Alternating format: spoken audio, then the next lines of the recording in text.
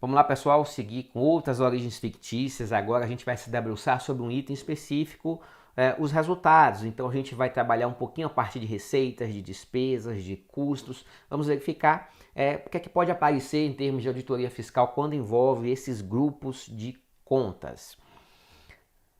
Primeiro a gente precisa saber o que é receita e o que é despesa, né? Para poder trabalhar o nosso tema. Receita são aumentos de benefício econômico e podem surgir a partir do aumento de ativo ou a partir da diminuição de um passivo. Como assim, né?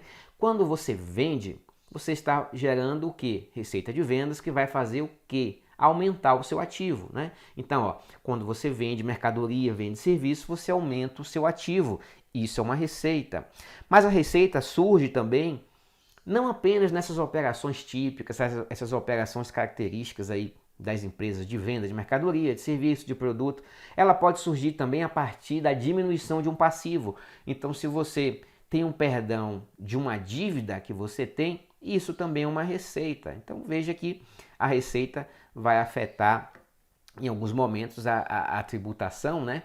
Porque seja no imposto de renda por ocasião de um lucro, né, que você vai por afetar o lucro, ela vai afetar a tributação dos tributos sobre o consumo também, né, quando você vende mercadoria, serviço, e vai afetar essa tributação do consumo também, dessas empresas típicas que vendem mercadorias e produtos, muitas vezes quando a relação de troca não envolve o dispêndio de recurso. Por exemplo, se você faz uma permuta, né? Eu vendo laranja e você vende banana.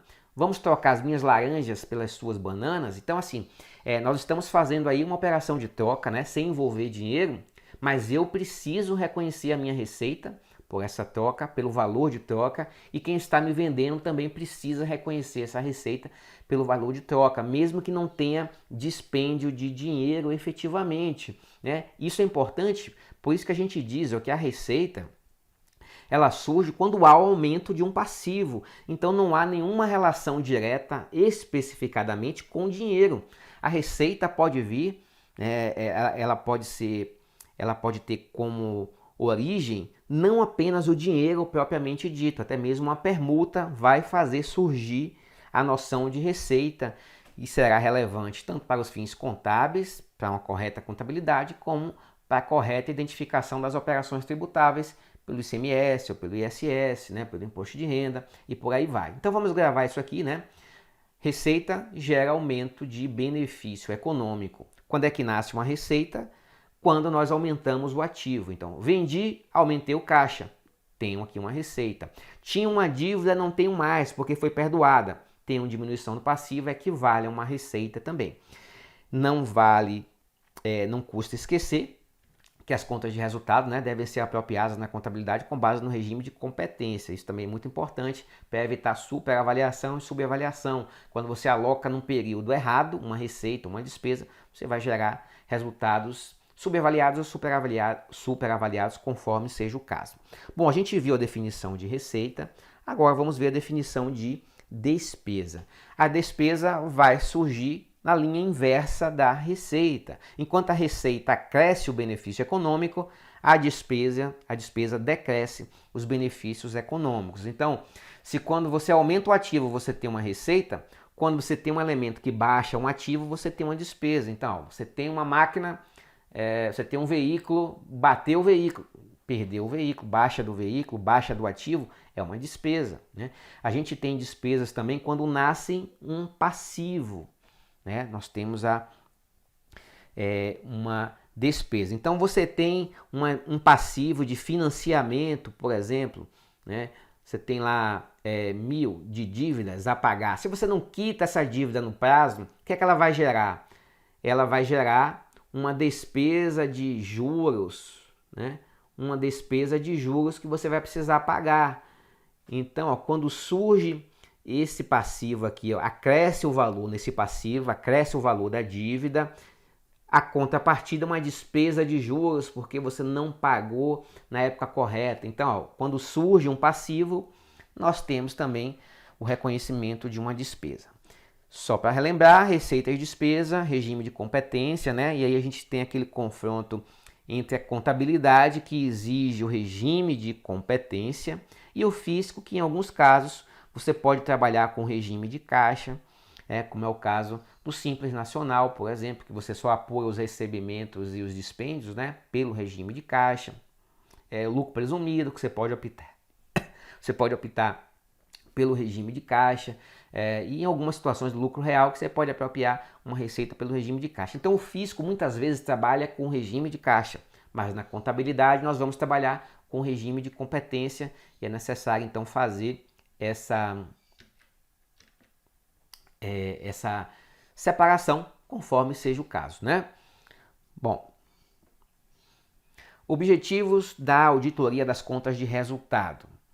Regime de competência a gente pode tomar aí como um elemento importante, Receitas e despesas devem fazer referência àquele fato gerador, Então, se você vende hoje para entregar no futuro, na sua contabilidade, você não vai registrar inicialmente uma receita, mas um passivo, o registro de uma obrigação futura.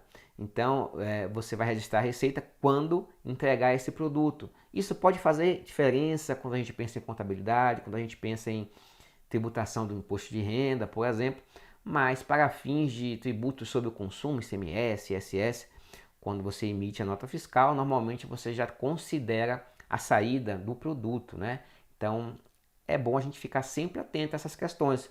O regime de competência da contabilidade com o regime aplicável fiscal. Mas, quando a gente pensa em tese, uma auditoria contábil das contas de resultado, um dos elementos que a gente vai observar é a competência e, claro, a mensuração, enfim, a sua indicação lá na demonstração do resultado do exercício, na apuração do resultado com mercadorias, na apuração dos custos e tudo mais. Quando a gente pensa no ponto de vista fiscal, e aí tocando mais a disciplina auditoria fiscal, a gente vai focar pontos como a majoração de custos e despesas decorrentes de elementos inventados, fatos fictícios, Então, esse é um ponto que a gente pode destacar assim na auditoria fiscal. Então, a superavaliação de custos, até mesmo a subavaliação também, elas vão afetar em algum momento o CMV, vão afetar o levantamento quantitativo de estoques, e isso interessa muito ao ICMS, controlar o estoque, por exemplo. Então, assim, são pontos que a gente pode destacar de interesse aí de uma auditoria fiscal. O período de competência também pode afetar, porque se você registra uma nota fiscal do mês 1 no mês 2, você acaba iludindo também o fisco, Porque o fisco deveria considerar aquele débito de ICMS ou débito de ISS no mês 1 também, E você pode eventualmente fazer essas manipulações aí. Então, a competência também é importante. Subavaliação de receitas, omissão de receitas é algo que a gente vai ver também, principalmente em razão da não emissão de notas fiscais, ou então emissão de nota fiscal com valor menor do que o devido. E esse confronto aí da escrituração contábil com a escrituração fiscal é algo que a gente vai poder observar um pouquinho aqui, Dentro desse grupo de receita, nos interessa muito a omissão de receitas. Inclusive, a omissão de receitas é tratada como presunção legal. Ou seja, há certas circunstâncias que, uma vez sendo encontradas, você não quer nem saber o que aconteceu, você já presume que é omissão de receitas, como aquela que a gente já viu, do saldo credor de caixa. Se você tem um saldo credor de caixa ou suprimentos indevidos no caixa, é por presunção omissão de receita. Você nem quer saber o que aconteceu depois. A gente vai presumir. Eu não preciso comprovar que de fato aconteceu omissão de receitas. Basta que eu prove esse fato aqui. Se esse fato estiver provado, vamos presumir que houve omissão de receita. Se não houve, ou se houve, caberá ao contribuinte, porque é uma presunção, o ônus da prova é invertido, caberá ao contribuinte demonstrar o contrário. Quando você não escritura pagamentos, nós temos uma presunção de omissão de receitas. Quando você tem um passivo fictício, quando falta nota fiscal ou a emissão em valor menor, nós temos também a omissão de receitas, e depósitos em conta corrente sem comprovação de origem também são consideradas omissão de receita. Então, se na sua conta bancária apareceu lá um depósito de R$ 10.000, né, na sua pessoa jurídica, na sua empresa, ou até mesmo na sua pessoa física também, a gente vai presumir que isso aqui é um rendimento, né? Então, você oferiu esse rendimento aqui. Caberá a você demonstrar que não foi o rendimento, mas que foi a venda de um carro que você fez, né? Enfim, foi uma transferência de uma conta que você já tinha para outra conta. Então, caberá o ônus da prova ao contribuinte. Se não, é uma presunção. Depósitos não identificados são presunções de omissão de receita. De forma técnica aqui, uma decisão, ó, saldo credor de caixa, diante da ausência de conta-prova, ao ônus da prova do contribuinte, há de ruir a presunção legal de omissão de receitas, né? Omissão de receitas é uma presunção legal, basta que a gente prove o fato e não necessariamente a omissão. Com base em saldo credor de caixa, o saldo credor de caixa é uma presunção. Com a apuração desta, pela constatação de entradas fictícias de adiantamento de clientes, resta configurada a omissão de receitas. Então, o que é que nós temos aqui? Na conta caixa, o contribuinte está registrando entradas aqui, ó, provavelmente para esconder um saldo credor de caixa, mas essas entradas são fictícias. Se elas são fictícias, elas não vão contribuir para a majoração desse saldo aqui. Portanto, o saldo que vai prevalecer nessa conta caixa é o saldo que já tinha aqui no lado credor, possivelmente, né? Uma vez que esses lançamentos não foram comprovados, retornamos ao saldo credor existente. E clientes tem a ver com receita, né? Porque como é que a gente registra clientes? A gente tem o reconhecimento de receita, aqui ó, receita de 1.000, clientes de 1.000. Posteriormente, a empresa baixou esses clientes, ó, creditou 1.000 e debitou no caixa 1.000. Aí a fiscalização disse, olha, não teve essa baixa de clientes aqui, consequentemente, a gente permanecerá com o saldo credor de caixa, né? Então, ó, basta você demonstrar o saldo credor em razão do lançamento fictício aqui, ó, de clientes, e está configurada a omissão de receitas por presunção legal. Isso aqui é tudo que a gente está vendo aqui de forma solta, por meio de exemplos, escrito de uma forma técnica, por meio de uma decisão administrativa. Vamos ver uma questão aqui. Não se caracteriza como omissão do registro de receita a indicação na escrituração de saldo credor de caixa. Saldo credor de caixa é presunção de omissão de receita. A escrituração de pagamentos efetuados. Bom, a escrituração aparentemente não tem nada errado, né? Porque se você efetuou pagamentos, você precisa escriturar esses pagamentos. Então já vou marcar esse aqui, ó. Letra C, manutenção no passivo de obrigações já pagas ou cuja exigibilidade não seja comprovada. O que é isso? Passivo fictício. Passivo fictício é omissão de receitas. Letra D, falta de emissão de nota fiscal é omissão de receita? É. Falta de emissão de recibo ou documento equivalente, idem. No momento da efetivação das operações de venda de mercadorias ou prestação de serviços ou operação de alienação de bens móveis, locação de bens móveis e imóveis ou qualquer outras transações realizadas com bens e serviços, bem como sua emissão em valor inferior ao da operação. Então, não emitir nota fiscal ou equivalente ou emitir a nota fiscal ou equivalente em valor inferior é omissão de receita, né, pessoal? Então, a gente fica aí com a letra B, a escrituração de pagamentos efetuados, porque não tem nada errado aqui. Para ficar errado, teríamos que ter um não aqui no início, ó. A não escrituração, aí estaria errado. Mas a escrituração está tudo bem, não há nenhum equívoco aqui. Os fatos seguintes constituem presunção legal relativa à omissão de saídas de mercadorias tributáveis sem pagamento de ICMS, exceto o quê? Vamos lá. Vale dizer, né, que essas presunções legais que vão aparecer aqui é presunção legal de omissão de receita para o ICMS, para o ISS, para o imposto de renda, né, para qualquer tributo que tenha como contrapartida a venda de um produto, de mercadoria, de um serviço, né? Porque nós estamos trabalhando aqui um fato contábil concreto e não a legislação específica do ICMS, embora a gente possa aplicar o ICMS, ao ISS, ao IPI e outros, tá bom? Então vamos lá. A letra A diz assim: a indicação na escrituração do contribuinte de saldo credor de caixa. O que é isso?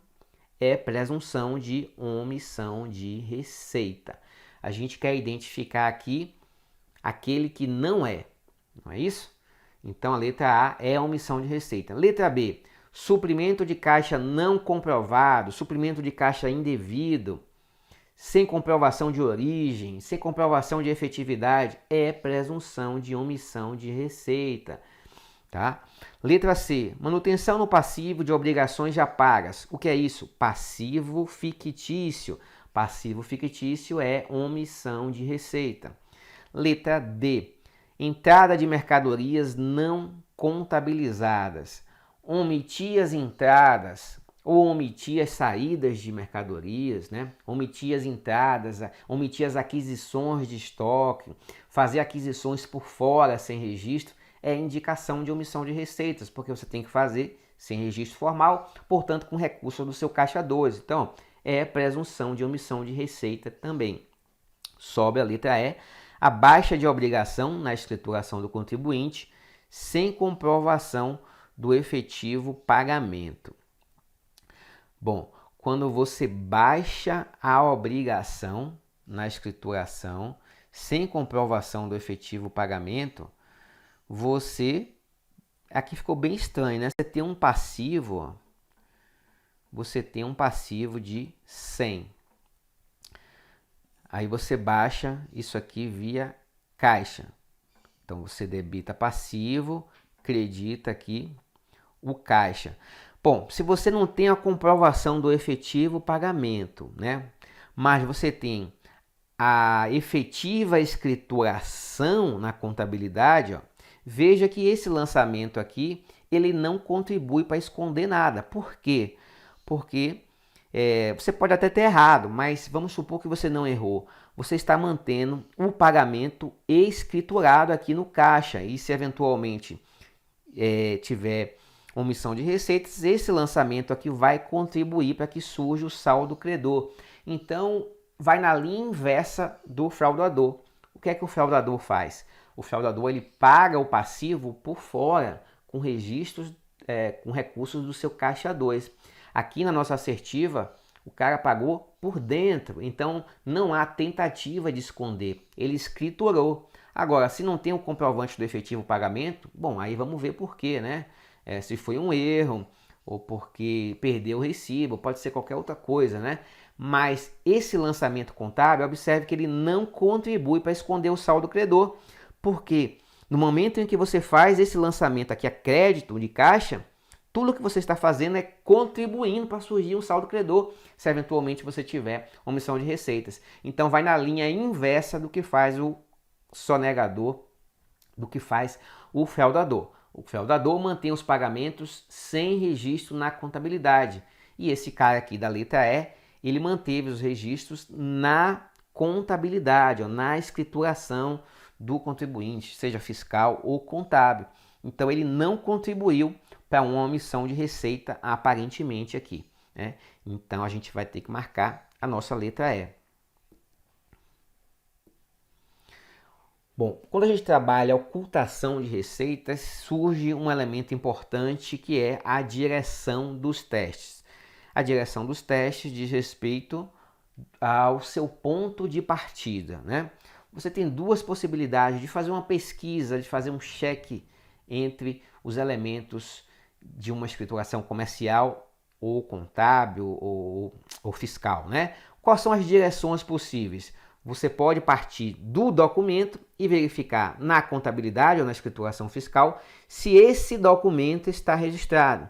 Mas você tem uma outra direção possível, que é começar na contabilidade ou na escrituração fiscal e verificar se existe o documento que dá suporte à escrituração. Então, quando a gente trabalha, por exemplo, identificando receitas omitidas, né, ocultação de receitas, você poderia fazer a seguinte checagem, por exemplo, ó, do documento para a contabilidade ou a escrituração fiscal. Poderíamos verificar no extrato bancário do contribuinte se tudo que entrou lá no extrato bancário tem a sua respectiva escrituração na contabilidade ou na escrituração fiscal. Então, qual é a direção que a gente está fazendo aqui, ó? Do documento para a escrituração e não da escrituração para o documento. Então, quando eu vou trabalhar com ocultação, quando eu vou trabalhar com subavaliação, eu preciso...